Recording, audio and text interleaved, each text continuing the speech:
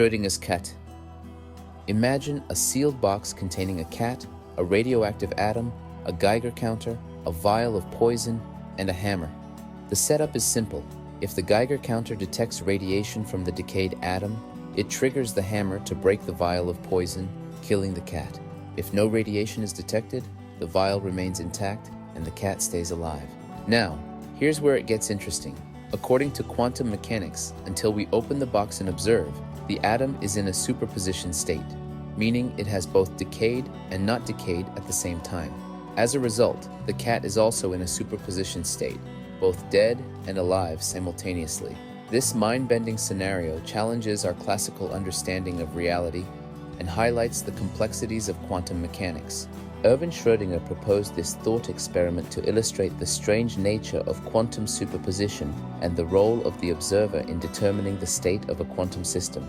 It's a powerful metaphor that forces us to reconsider our assumptions about measurement and observation in the quantum world. Hilbert's hotel paradox. Imagine a hotel with an infinite number of rooms, all of which are occupied. A new guest arrives, and it seems there's no room available. But the hotel manager has a clever solution. He moves the guest in room 1 to room 2, the guest in room 2 to room 3, and so on. This way, room 1 becomes free for the new guest. No room will have 2 guests because each guest is moved to the next available room. Now let's take it a step further. An infinite bus with infinitely many passengers arrives. The hotel manager moves the guest in room 1 to room 2, the guest in room 2 to room 4, and so on, putting each guest into an even-numbered room. This frees up all the odd-numbered rooms for the new infinite set of guests. Again, no room will have 2 guests, because each original guest is moved to the next available even-numbered room. Hilbert's hotel paradox, proposed by mathematician David Hilbert, showcases the unusual and counterintuitive properties of infinity. It reveals how an infinite set can still accommodate additional elements, even when it appears to be full. This paradox highlights the intricate and captivating nature of mathematical infinity. Zeno's paradox, Achilles and the tortoise. Imagine a race between Achilles, the fastest warrior in Greece, and a slow tortoise. To be fair, the tortoise gets a head start. Common sense says Achilles will pass it quickly, but Zeno's paradox suggests something strange. Achilles first reaches the tortoise's starting point, but by then, the tortoise has moved ahead. When Achilles reaches that new spot, the tortoise has moved again. This keeps happening. Each time Achilles catches up, the tortoise is still ahead, even if just a little. It seems like Achilles can never actually pass it. Of course, in real life, he does. The trick is in how we think about infinity. The steps Achilles takes get smaller and smaller, adding up to a finite distance. This paradox plays with our understanding of motion, showing how breaking things into infinite steps can make simple truths seem impossible. Grandfather paradox.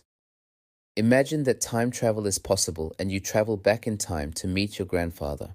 While he's still young, you accidentally cause his death. As a result, your parent wouldn't be born, and consequently, neither would you.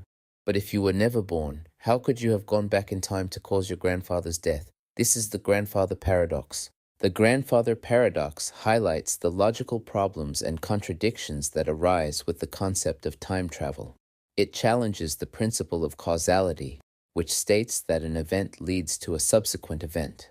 This paradox shows how time travel can complicate the cause and effect relationship. This paradox is a popular topic in science fiction and philosophy, often used to explore the possibilities and limitations of time travel. It presents a fascinating thought experiment that questions the nature of time and causality. Epimenides' paradox, Cretans are liars. Imagine a man named Epimenides who is from Crete. He makes a statement, all Cretans are liars.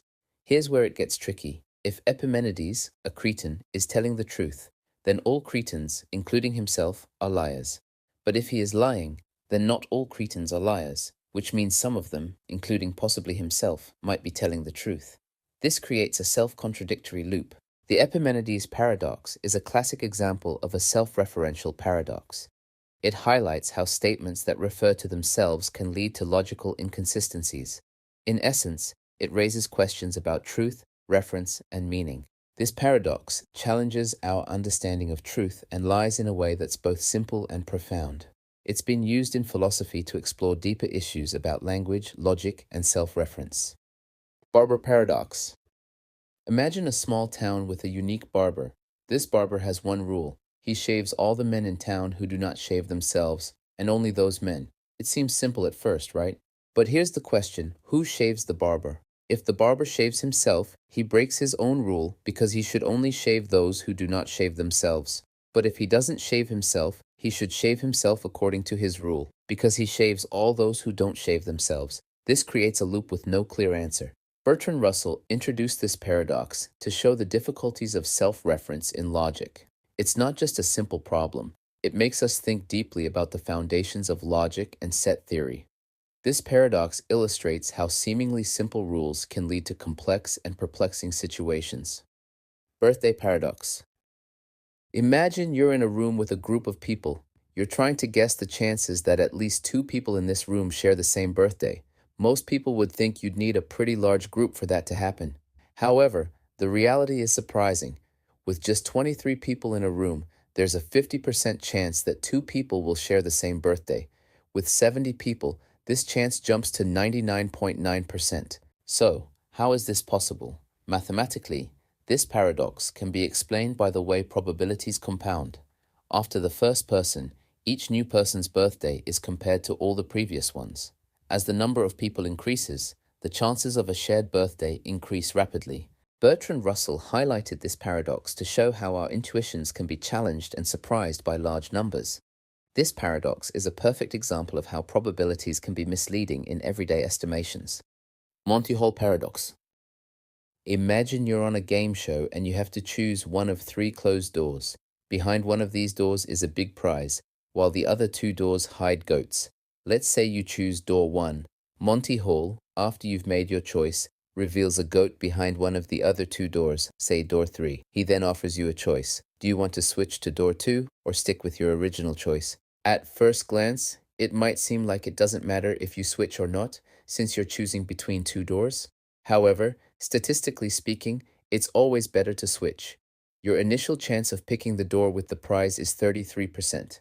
When Monty reveals a goat, you know that the big prize is behind one of the 2 remaining doors.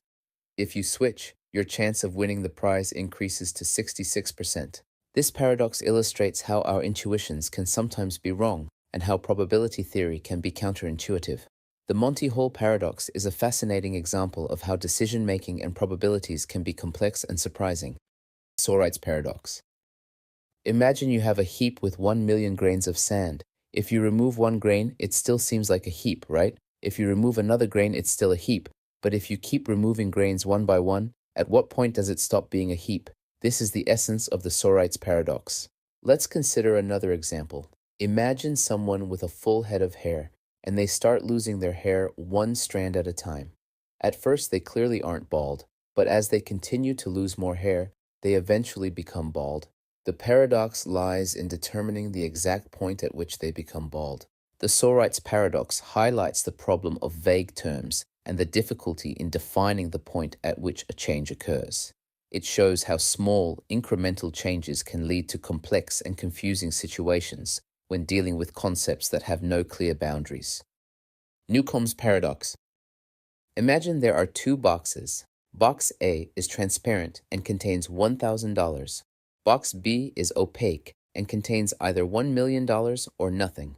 There is a being that can predict your future choices perfectly. This being predicts whether you will take both boxes or just box B and places money in box B accordingly.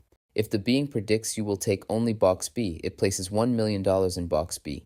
If the being predicts you will take both boxes, it leaves box B empty. So, what should you do? Intuitively, it might seem logical to take both boxes, because box A has $1,000 for sure, and you don't know if box B has money. However, if the being predicts that you will take both boxes, box B will be empty.